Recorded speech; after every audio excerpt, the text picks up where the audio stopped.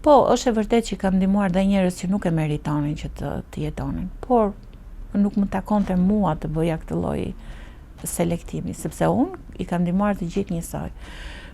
Kemi pasur raste, ka qenë njëri nga rastet që mund sjell ka qenë i martuar, ka infektuar bashkëshorten në shtëpi, që ishte shumë e dhimbshme, sepse ai kishte marrëdhënie me jashtëmartësore me meshkuj.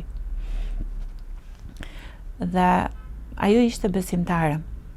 Ishte nga këto praktikueset e fesë, me ato të vetat në të botën e vet, dhe kur i ndodhi infektimi për atë ishte një traumë shumë e madhe. Thoshte mua puni, lutem Zotit çdo ditë, unë jam njëri kështu pse më ndodhi mua. Pra kishte atë turpin brenda vetes. Ajo nuk e dinte se kush ishte shkaku i infektimit. Partneri vazhdonte me të njëjtën qasje, domethënë pavarësisht se hyrën në terapi, unë informohesha që shkonte dhe vazhdonte kryente marrëdhënie rastësore me çuna të rinj, të pambrojtura, dhe mua vinin dhe më informonin, dhe shpeshherë ja kam bërë prezent këtë.